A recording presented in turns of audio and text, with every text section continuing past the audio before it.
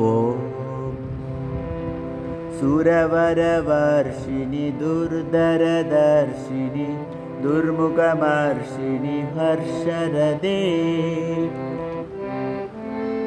त्रिभुवनभूषिणि शङ्करदोषिणि किल्बिषमोषिणि घोषरदे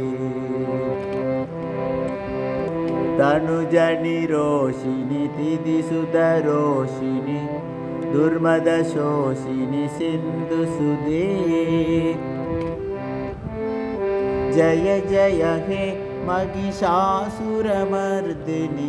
रम्यकपर्दिनि शैलसुदे जय जय हे महिषासुरमर्दिनि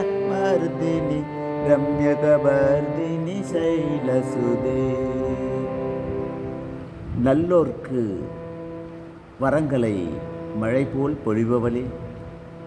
கொடியவர்களை அடக்கி வைப்பவளே, கடுமையான வார்த்தைகளையும் பொறுப்பவளே, மகிழ்ச்சியுடன் பொழிபவளே, 3 உலகங்களுக்கும் உணவு அளித்து காப்பவளே,